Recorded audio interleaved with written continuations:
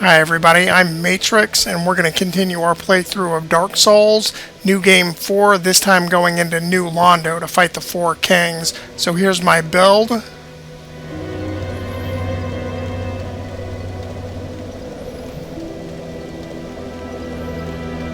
And then we'll get moving.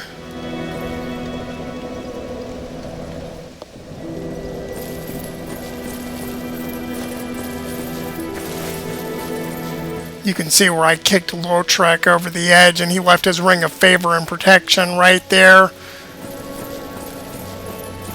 So New Londo's down here, down an elevator.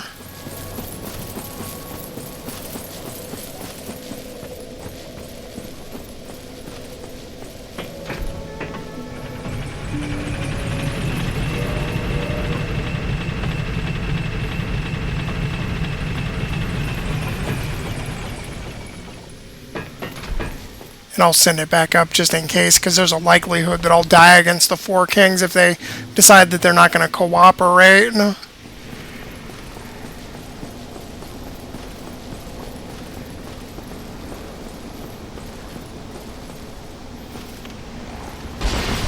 So New Londo is full of ghosts, and you can get some transient curses from this corpse here. That way you can fight with them. I've never actually been cursed in this game, so I think you can be cursed and still do damage to ghosts, but I've never had that happen to me before.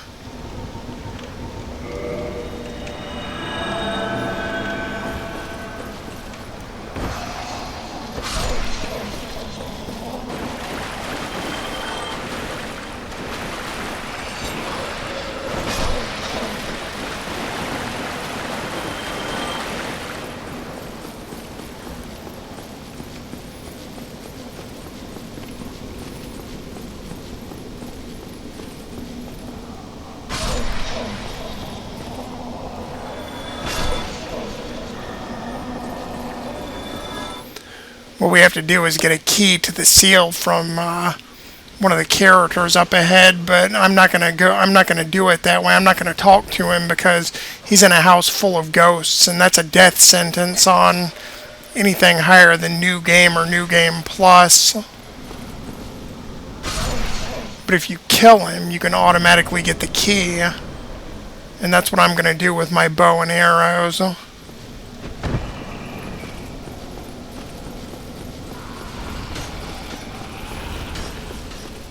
Apparently he's been waiting for somebody to come along and take this key for a while, but if he really wanted to, he wouldn't be hiding up in a house full of ghosts.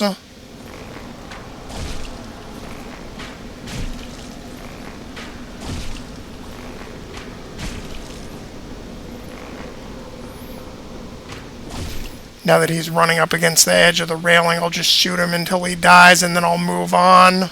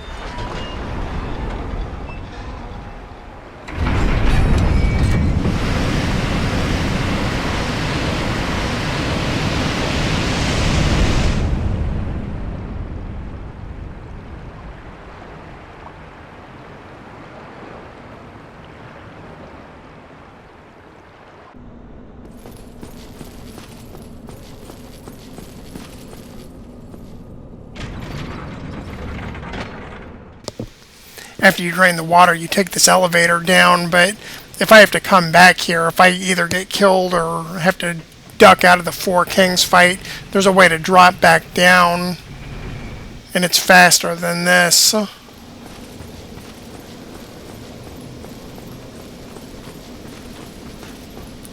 Darkwraiths are down here too. There's a couple in Dark Souls 3, but they've got a lot bigger moveset in Dark Souls 3 than they do in this one.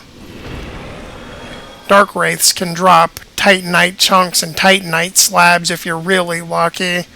And I've had 2 Titanite Slabs drop for me on this character because I farmed down here so much.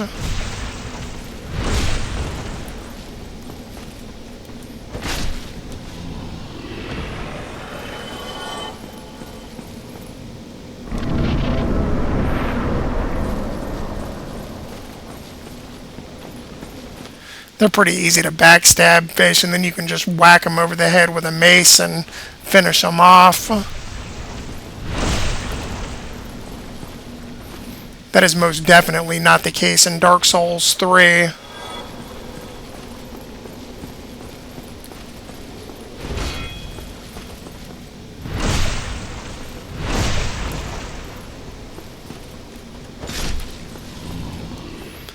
And then there's this big slime puddle thing that I'm going to bait into the door, and then I'll beat him up with the mace.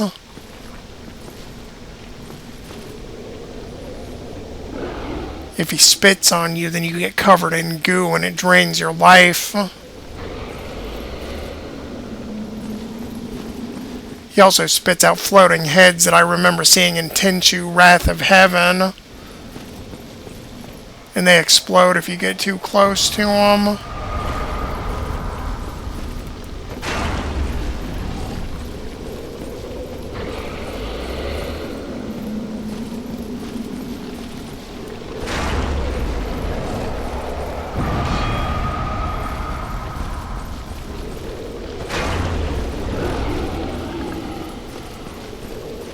He must be stuck on that pillar right there, because ordinarily he comes up to the door and it's easier just to kill him over here.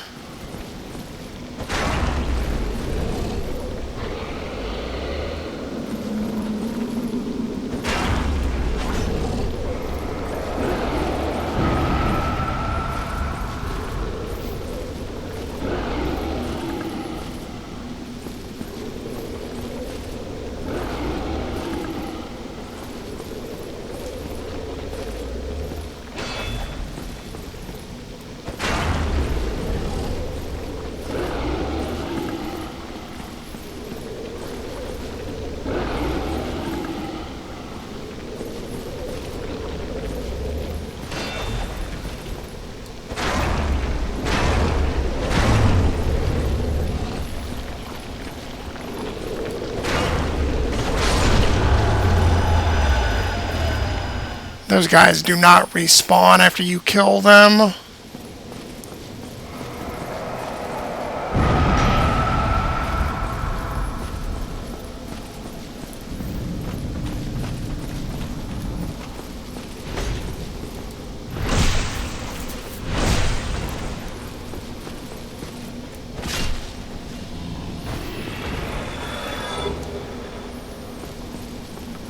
The very large Ember is up one of the stairways around here, so I'm going to pick that up too, even though I don't need it.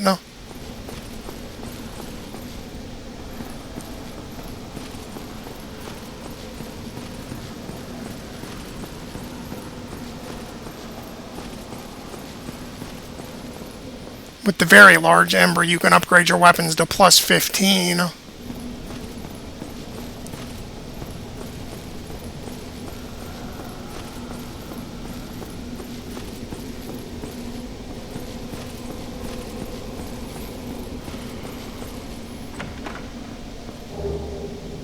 So a lot of times when I'm playing, I'll just come and kill the sealer, and then I'll take the key and come up here right at new game and just get my weapons upgraded almost as far as they can go and farm down here for a little while.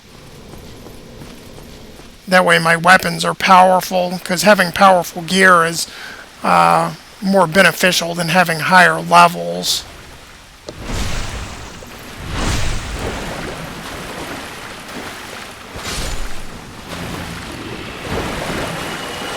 there's an illusory wall right here, and there's a Titanite chunk with a Darkwraith in there, but I'm not going to go in there because I have no reason to.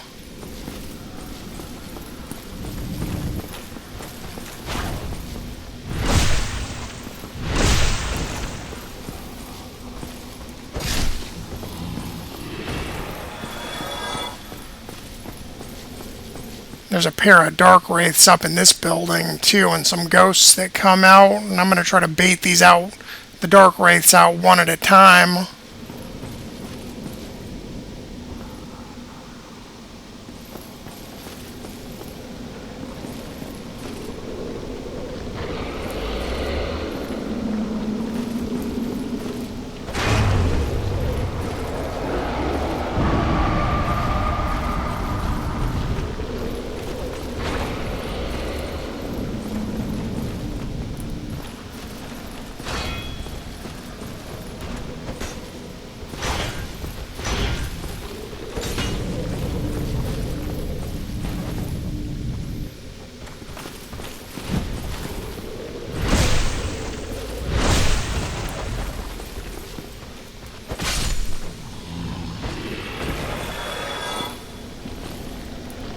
Oh wow, I've never had him come down this far.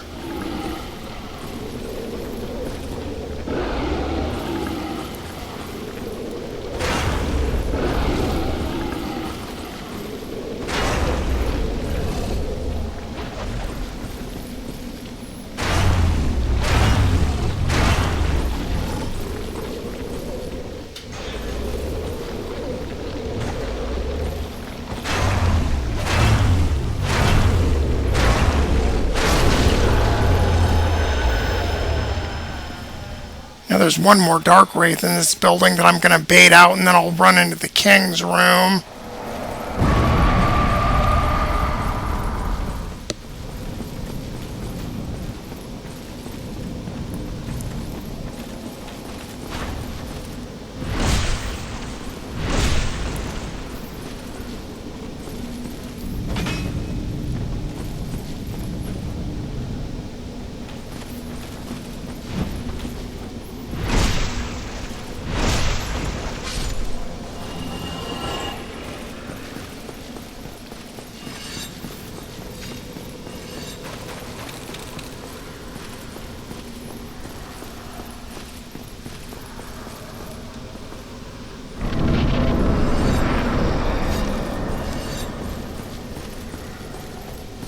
Alright, you have to wear the Covenant of Artorias in this fight, otherwise you'll die in the Abyss.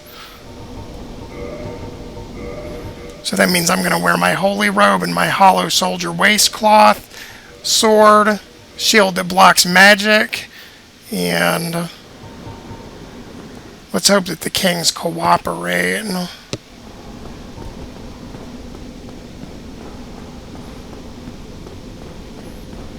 If not, you'll see me dropping into the Abyss again after I cut the video ahead.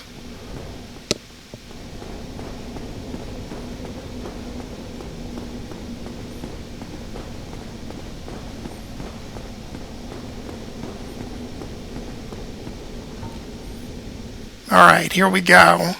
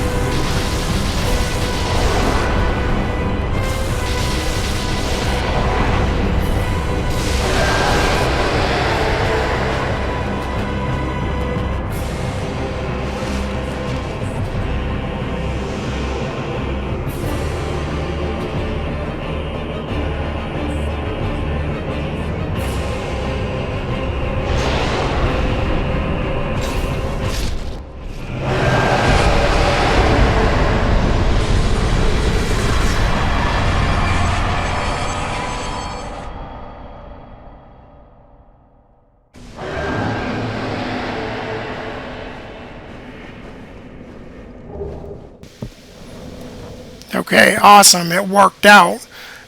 Sometimes they keep using their explosions and grab attacks, and you spend more of your time avoiding them, and I would have had to waste all of my buffs up, but they cooperated quite well that time, so I'm pretty happy with how that fight went.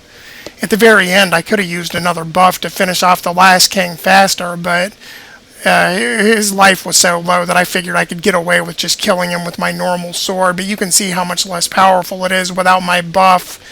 Anyway, that's going to be the end of this video.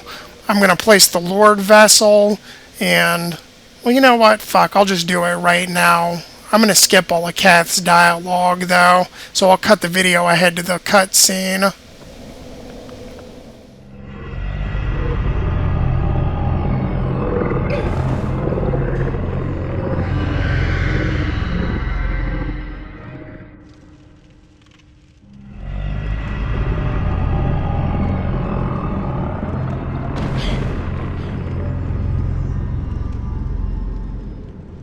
This is Queen's prison. Now, place the Lord Vessel upon the altar.